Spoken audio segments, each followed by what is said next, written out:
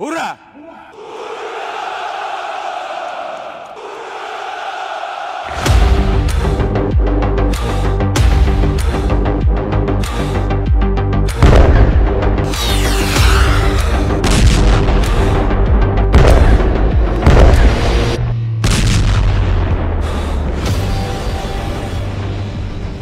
अचानक क्यों भिड़ गए पुतिन और ट्रंप?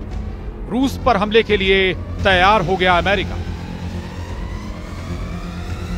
दुनिया उम्मीद कर रही थी कि रूस और अमेरिका के बीच सऊदी अरब में यूक्रेन जंग पर वार्ता 17 फरवरी यानी सोमवार से शुरू हो सकती है, लेकिन अचानक रूस और अमेरिका के बीच राष्ट्रपति जेलेंस्की ने ऐसा खेल कर दिया है कि जो अमेरिका रूस को सर आंखों पर बिठाए हुए था, अब वही अमेरिका रूस को जंगी धमकी देने लगा है। अमेरिका के उपराष्ट्रपति जेडी वेंस ने तो साफ कर दिया है कि अगर पुतिन युद्ध विराम पर सही से बात नहीं करते हैं तो अमेरिकी सेना यूक्रेन की जमीन से रूस पर हमला कर सकती है। वार्ता से ठीक पहले अमेरिका के उपराष्ट्रपति जेडी वेंस का यह बयान साफ दिखाता है कि राष्ट्रपति ट्रंप अब राष्ट्रपति पुतिन को डबल धोखा देने जा रहे हैं।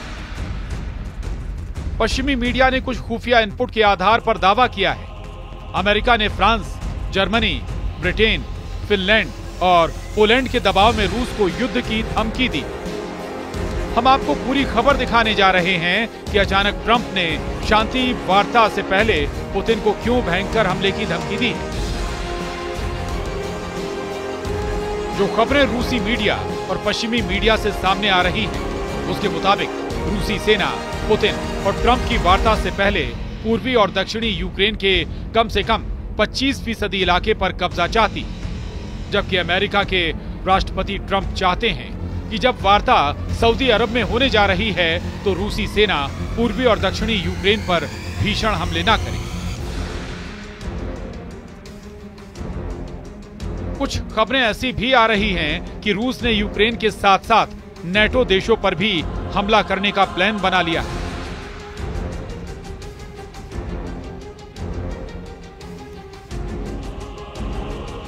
जेलेंस्की ने नेटो देश पोलैंड, लिथुआनिया, एस्टोनिया, लातविया पर बड़े हमले का प्लान बना लिया है। इस खबर से ट्रंप प्रशासन बुरी तरह से बौखला गया है। यही वजह है कि अमेरिका के उपराष्ट्रपति जेडी वेंस ने दक्षिणी जर्मनी के म्यूनिख में आयोजित म्यूनिख सुरक्षा सम्मेलन में कुछ ऐसा कह दिया है जिससे अमेरिका और रूस के बीच सीधी जंग होने की नौबत आ गई है। अमेरिका के उपराष्ट्रपति जेडी वेंस ने पुतिन के रूस को सीधी धमकी देते हुए कहा कि अगर रूस ने शांति वार्ता के दौरान सहयोग नहीं किया और समाधान नहीं निकला तो अमेरिका यूक्रेन में अपने सैनिक भेजकर रूस से सीधी जंग करने को मजबूर हो जाएगा। वेंस ने रूस के खिलाफ बेहद सख्त प्रतिबंध और सैन्य कार्रवाई करने की सीधी धमकी दी। वेंस ने साफ कहा है कि अगर पुतिन समझौते पर सहमत नहीं हुए तो अमेरिका यूक्रेन को लंबे समय के लिए स्वतंत्रता की गारंटी देगा। वेंस ने साफ कहा है कि हम पुतिन के सामने आंखों पर पट्टी बांधकर नहीं जाएंगे। सब कुछ मेज पर तय होगा, जहां सभी पक्षों का ध्यान रखा जाएगा। रूस को धमकी के दौरान अमेरिका ने यह भी ऐलान किया है कि शांति वार्ता में यूक्रेन के राष्ट्रपति जेलेंस्की को नहीं शामिल किया गया है।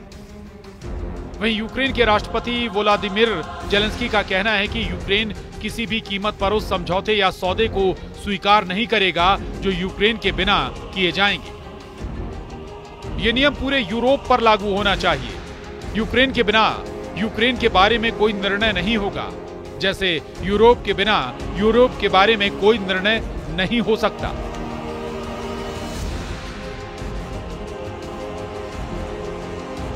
हालांकि वॉर एक्सपर्ट्स का साफ कहना है कि पुतिन और ट्रंप दोनों ही युद्ध विराम पर ज्यादा से ज्यादा फायदा चाहते हैं। ऐसे हालात में अमेरिका रूस पर हमला करने का शायद ही जोखिम ले। अमेरिकी मीडिया ने ट्रंप सरकार के सूत्रों के हवाले से दावा किया है कि सऊदी अरब में पुतिन और ट्रंप की जबरदस्त मीटिंग होने जा रही है, जिसकी देखरेख खुद सऊदी अरब के क्राउन प्रिंस मोहम्मद बिन सलमान कर रहे हैं।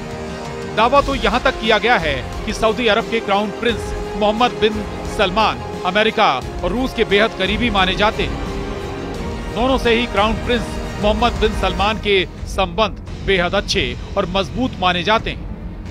सऊदी अरब को इसीलिए पुतिन और ट्रंप ने युद्ध विराम वार्ता के लिए चुना है। लेकिन हैरानी की बात तो यह है कि जिस यूक्रेन युद्ध में नेटो के 32 देश और यूरोप के 50 देश मिलकर सैन्य सहायता दे रहे हैं, उस यूक्रेन युद्ध की शांति वार्ता में न तो यूक्रेन को शामिल किया गया है और न ही फ्रांस, ब्रिटेन, जर्मनी जैसे नेटो देशों को, जो अब तक रूस के खिलाफ यूक्रेन को अरबों डॉलर के हथियार दे चुके हैं। इसीलिए अब नेटो देश अमेरिका के राष्ट्रपति ट्रंप पर आरोप लगा रहे हैं कि राष्ट्रपति ट्रंप नेटो और यूरोपीय देशों को कमजोर कर रहे हैं और रूस को मजबूत कर रहे हैं।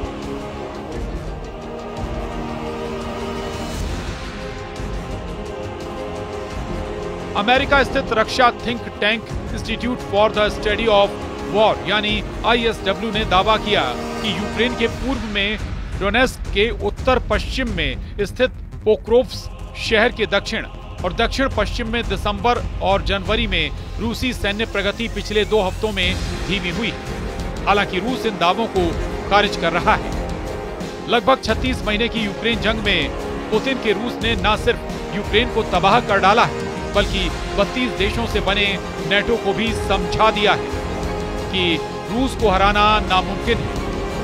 हैरानी की बात तो यह है कि जिस वक्त पुतिन और ट्रंप फोन पर युद्ध विराम को लेकर बातचीत कर रहे हैं, उस वक्त रूसी सेना यूक्रेन की राजधानी कीव पर अंधाधुंध हवाई हमले कर रही थी। अब सवाल उठता है कि ट्रंप ने पुतिन से 90 मिनट तक फोन पर ऐसी क्या बातचीत की है जिसने यूक्रेन, यूरोप और नेटो के होश उड़ा दिए हैं।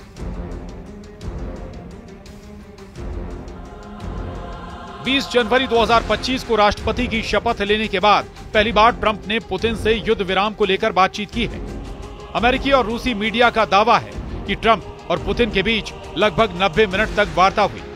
दावों के मुताबिक पुतिन ने ट्रंप से 2 टूक कह दिया है कि रूस यूक्रेन के उन इलाकों को नहीं छोड़ेगा जिसे रूसी सेना ने पिछले 36 महीने की जंग में कब्जा किया। दावा किया जा रहा है कि ट्रंप ने पुतिन से कह दिया है कि वो इस पर विचार करेंगे। इसके अलावा पुतिन फोन वार्ता पर यह भी साफ कर चुके हैं कि यूक्रेनी इलाकों से नेटो के कमांडर और नेटो के हथियारों को हटाया जाए। ट्रंप ने पुतिन की शर्त पर भी पॉजिटिव जवाब दिया है। इसके अलावा पुतिन की तरफ से तीसरी और सबसे अहम शर्त ट्रंप के सामने रखी गई है कि किसी भी हालात में यूक्रेन को नेटो का सदस्य देश नहीं बनाया जाएगा। ट्रंप ने इस शर्त पर पुतिन को भरोसा दिलाया है कि ऐसा ही होगा, यानी यूक्रेन अब नेटो का सदस्य देश नहीं बन पाएगा। पुतिन के बेहद करीबी और रूस के पूर्व राष्ट्रपति दिमित्री मेदवेदेव का दावा है कि भले ही ट्रंप और पुतिन के बीच युद्ध विराम को लेकर लंबी बातचीत हुई हो, लेकिन इससे रूस के मिशन और मकसद पर कोई असर नहीं पड़ेगा। सख्त तेवरों के साथ पुतिन के करीबी दिमित्री मेदवेदेव ने जो ताजा दावे और बयान दिए हैं, उसने राष्ट्रपति ट्रंप को साफ संदेश दे दिया है कि रूस झुकने वाला नहीं है और न ही यूक्रेन की कब्जा की गई जमीन को रूस छोड़ने वाला है।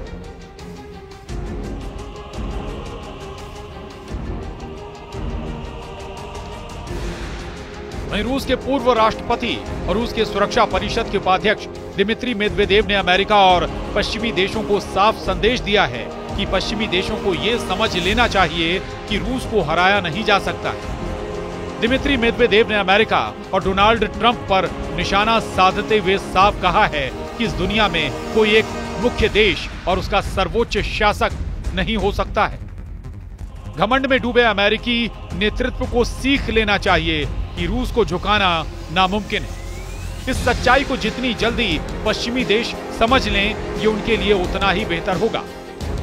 दिमित्री मेदवेदेव के इस बयान से साफ है कि ट्रंप यूक्रेन युद्ध को खत्म करने के लिए कितनी भी कोशिश कर लें, लेकिन रूस अपनी शर्तों पर ही कोई फैसला करेगा।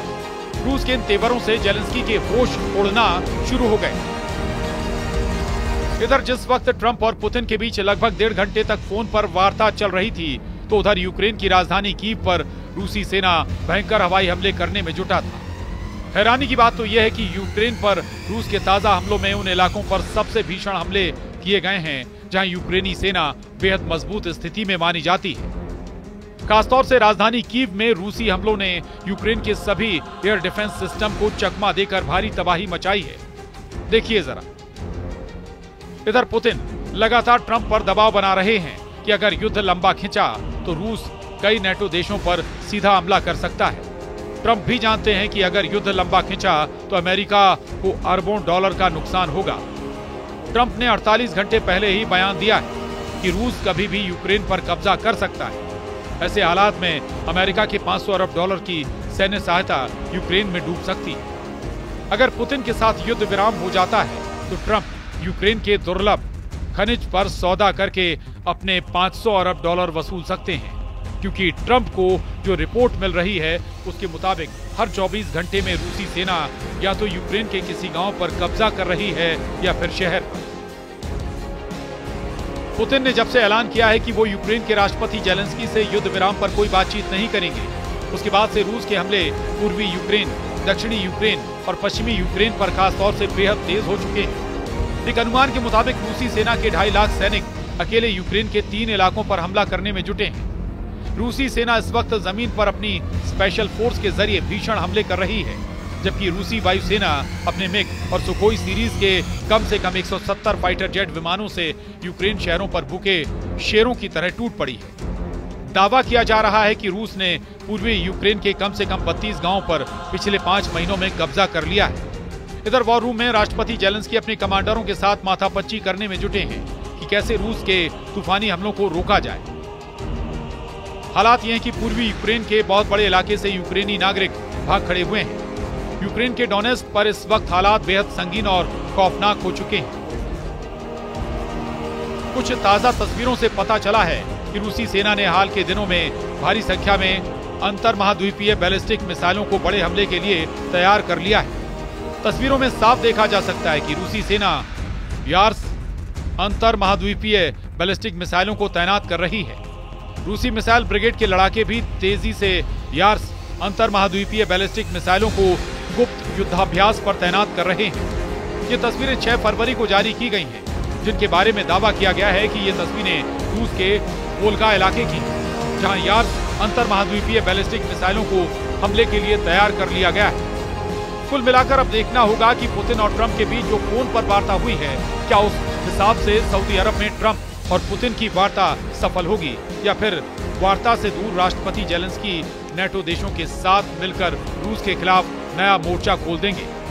Bureau report, news 18।